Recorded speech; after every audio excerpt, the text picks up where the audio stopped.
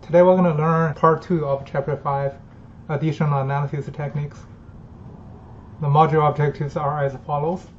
You will learn how to calculate a Thevenin equivalent circuit, how to calculate a Norton equivalent for a circuit, and how to use source transformation as well as the maximum power transfer theorem to perform circuit analysis. Let's have a quick recap of what this Monday we talked about the equivalence between power sources. Assuming that we have part of a circuit over here, we can simplify that part of a circuit to be one voltage source together with one resistor in series, and this is called a Thevenin equivalent circuit. Similarly, we can simplify the same part of a circuit to be one current source in parallel with one resistor. So this is called a Norton equivalent. And we also talk about the equivalence of these two sources. So the equivalence were found by looking at open circuit voltage and short circuit current. The conclusion that we have is that VOC is equal to ISC times R. At the same time, the two resistors have the same resistance. By using this conclusion, we'll be able to find one method to perform circuit analysis, and this is called a power source transformation. By its name, we know that we can convert one type of source to a different type of source. So let's look at how we do that. So I'm going to talk about it by using this example. If we look at the first part of the circuit, look at it here. There is a one voltage source in series with one resistor. We know that we can convert this part of the circuit to be a current source with one resistor in parallel with that current source. From the conclusion, we know that if we convert this part of the circuit to a current source in parallel with one resistor, and this resistor over here will have the same value as this resistor, which is a 3K. So in this equivalent circuit, this resistor have the same resistance, which is a 3K. The current source, and we know that this voltage VOC, this voltage 12 is equal to the current, and let's call this current ISC, which will be equal to the current ISC times the same resistance. We can find the current source by using 12 divided by the resistance R. So that is how we can find the current is equal to 4 milliamp. So if we replace this part of the circuit to be this, we will have this 3K resistor in parallel with this 6K resistor. So 3K in parallel with this 6K, we can find it to be 2K. So let me erase this part, and we will bring a new circuit. So we simplify this part of the circuit. The new circuit will become this. The current source now is a 4 milliamp, and the resistance before we had a 3K and a 6K in parallel, it become 2K now. The circuit become a little bit easier to analyze compared to the previous problem. So we can keep doing the same thing. We replace this part of the circuit to be a voltage source in series with one resistor. So if we do that, we can find the equivalent resistance should be the same as this resistor 2K, and the voltage source should be the multiplication of a 4 milliamp and 2 kilo ohm. That will give us edibles in series with this 2K resistor. And on top of that, we know there's another 2K resistor over there. So we can combine them together. It will give us an equivalent circuit diagram like this. We have an edible voltage source in series with a 4K resistor now. And similarly, we can simplify this part of the circuit. Do it again. And we find it to be, we can convert that to be a current source and a one resistor in parallel with that. So now we have another current source over here. We can combine the two current sources. The two current sources will be this 2 milliamp plus the other 2 milliamp from simplification of this part. So that will give us 4 milliamp. And at the same time, there's a 4K resistor now becomes in parallel with this current source. So we simplified the circuit even more. Then from here, it will be much easier to find a VO. So now we have an overall current. We can calculate the current going through this branch, then we'll be able to find a VO. So this is a strategy how we use a power source transformation to solve for VO from this problem. So something that you need to pay attention while using power source transformation is the signs of the equivalent source. If the voltage source have a positive reference polarity on the top, then the equivalent current source should go upward, because this source will force the current going that way. So it should be the same as the equivalent current source. And the same thing, if you find the equivalence for this current source with one resistor in parallel, and the voltage source should have a positive reference polarity on the top, because the current source forces the current going that way. So the next topic is to find a Thevenin equivalent. For any part of a circuit, so from Monday we draw a big circuit with a part A and another part is part B. For this part A, we can always represent it by using one voltage source with one resistor in parallel with that. So how do we find this equivalence? For its equivalent circuit, one voltage source to one resistor. So this is something that I want to find the equivalence between the two. How do we find the equivalence? And if I just find a multimeter, say I want to measure the voltage between these two nodes, it should be the same thing here, right? It should be the same voltage that I measured from here, so that the two can be equivalent. That is part of the requirement, right? So this voltage is called VOC. OC means open circuit voltage. So we measure the voltage here without connecting anything in between node A and B. So this is called open circuit voltage. This open circuit voltage should be the same as this voltage source, VOC. And we know that in Thevenin equivalent circuit, and this voltage is called a Thevenin equivalent voltage, that will be represented VTH. VTH is equal to VOC.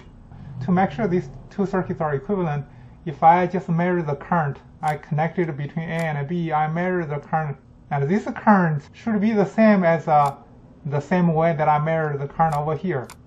So this current is called a short circuit current. It's written as I sub SC, and it represents short circuit current. By looking at these two circuits, and the open circuit voltage are the same, and short circuit current are the same, we'll say these two are equivalent. So that gives us the general method about how to find the Thevenin equivalent circuit. So we just need to find the open circuit voltage, and the second step, find a short circuit current. This Thevenin equivalent voltage is equal to open circuit voltage. At the same time, the resistance can be found by using this voltage divided by the current, because we drew the equivalent circuit just now, right? And the resistor is over here. If you know the current over here, this is short circuit current, and this voltage is VOC. We can find the resistor by using the voltage on this resistor divided by the current going through the resistor. So we find this by using Ohm's law. So 3 steps. So this is called the general method. So let's look at some special cases. The first case, for circuits only have independent sources. For example, in this problem. So the way to find the voltage is the same in this case. We find the open circuit voltage, but the way to find the equivalent resistance is a slightly different. If we want to find the equivalent resistance, we just need to set all the power sources to be 0. Then we look through the network from the opening of A, B. We look at the resistance of the resistor network. So that is the way how we can find the equivalent resistance. If we set the power sources to be 0, we have 2 different sources. To set the voltage source to be 0, we just need to replace it with wire. The same thing as what we did from last week, where we learned how to use the superposition to find a voltage or current from our problem. And if we want to set this current source to be 0, we just need to open the circuit. If we open the circuit and replace this part by a wire, now we see one resistor here and the other resistor here, they are in parallel. So that is how we find the connection of the resistor network. Then we can find RTH. Let's look at second special case. Second special case is a circuit with only dependent sources. For example, the problem like this. We have a dependent source over here. This dependent source depends on this current Ix. And what if we measure the open circuit voltage? What do we get? We put a voltage meter over here. What are you going to... 0. We're going to get a 0, right? And what if we measure the current? We short the circuit, we measure the current going through this branch. 0. 0. So it means we cannot find equivalent resistance. So we find a VOC is equal to 0, ISC is equal to 0, RTH is equal to VOC divided by ISC, which becomes 0 over 0. So it means that we cannot use the general method to find equivalent resistance. We have to use another way to find equivalent resistance. Since this circuit doesn't have an internal power supply, it won't be able to excite itself. So we need to apply an external source so that we can find out the internal resistance of this part of the circuit. If we add a voltage source, we can calculate the current that goes into the network. Then we can solve the equivalent resistance by using this voltage number that we assumed divided by this current IP. That is how we find the equivalent resistance RTH. For a simple circuit like this, I would assume everyone will be able to solve this. We can use the knowledge that we learned from Chapter 2, Chapter 3. If you want to use a more systematic way to solve it, we can use the knowledge that we learned from Chapter 3 to find this current IP. After we find IP, we'll be able to find RTH. RTH is equal to 1 volt divided by the current IP. That is how we solve these type of problems. Similarly, we can also apply a current source to find the voltage. If we apply a current source over here, let's just give it a 1 amp, and we'll be able to find the voltage VP, the voltage between this node and this node. And if we call this a nodal voltage, we can select this node as a reference node. And the concept is the same. So if we give the current, we find the voltage, then we'll be able to find the resistance. The resistance will be equal to the voltage divided by the current going through the network. It's very similar. We just use the two different assumptions.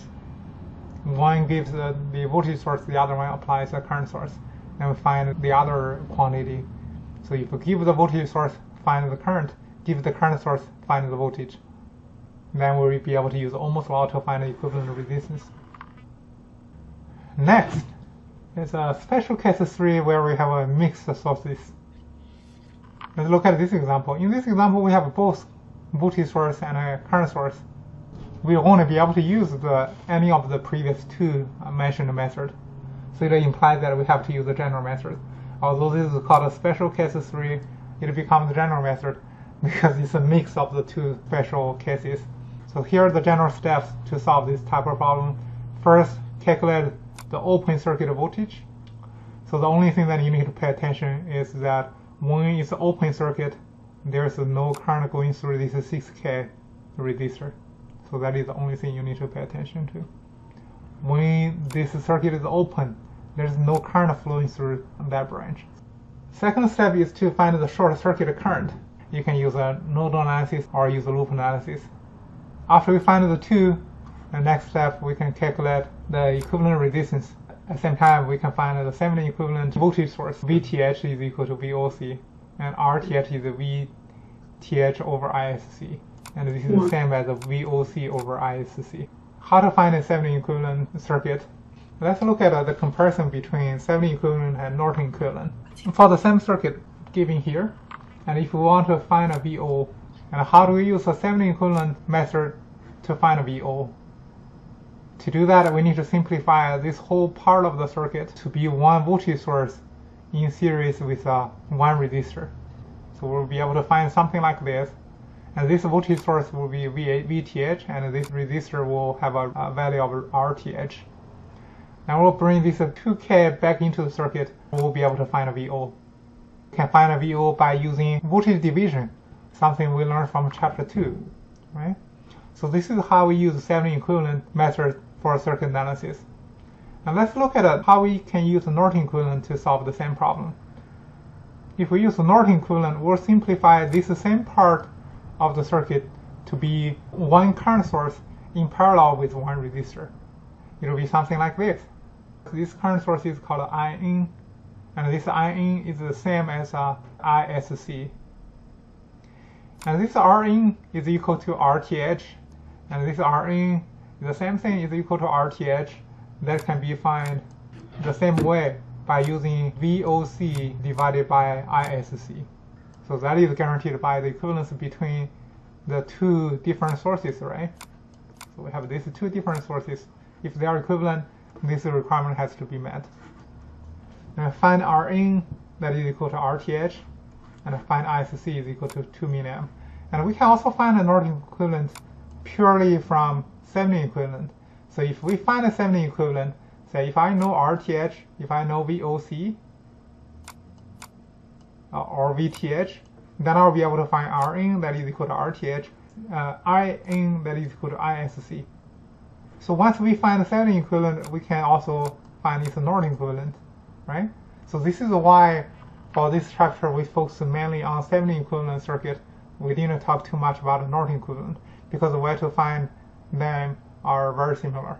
And if you know Thevenin equivalent, you can convert it, you can use power source transformation to convert it to Norton equivalent.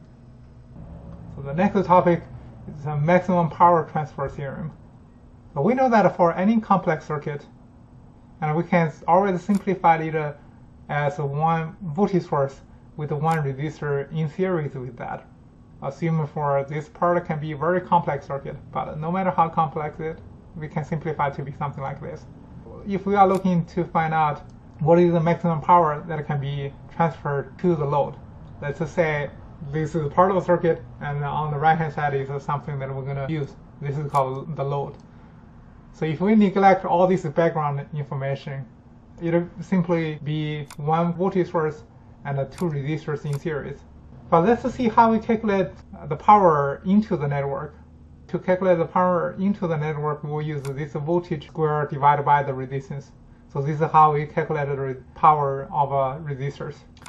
And similarly, we can find the power output by looking at the node, by looking at this resistor. We said this is the load. Let's look at the output power. The output power I squared times R2. At the same time, this is the current we mentioned, and the voltage output V out is equal to R2 over R1 plus R2 times V in. So these are something that we learned before. So these are the basic relationships that we can get from this simple circuit. Now the problem is that I want to find out under what conditions I will be able to get a maximum power from the output side. So how do we calculate the maximum value for a function?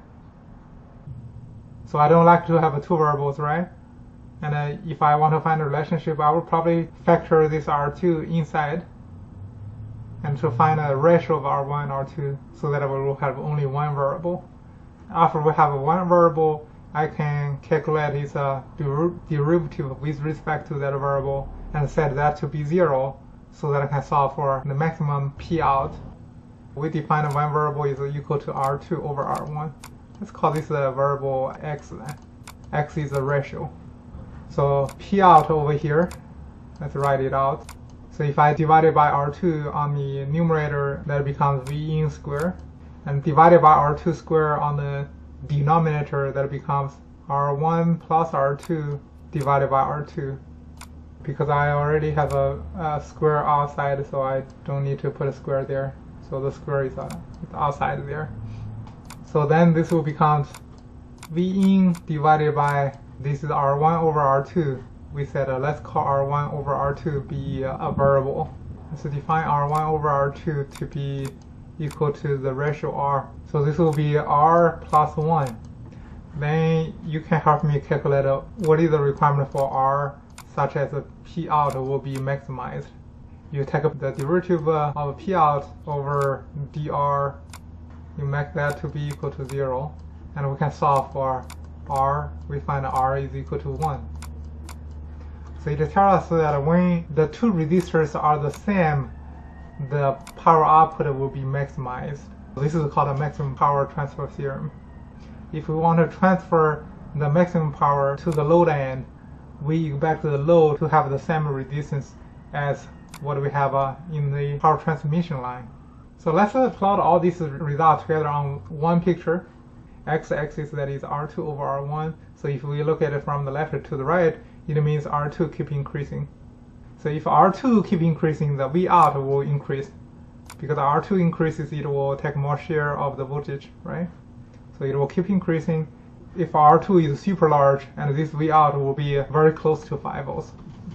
As you increase R2, the total resistance in the network will keep increasing. It means the current will decrease. This is what we see from the current flow. And the P out, from the calculation that we did, it will pick at the value when R2 is equal to R1. So R2 is equal to R1 means the ratio is 1 over there. As R2 keep increasing, P out over P in will keep increasing, and eventually it will come close to 100%.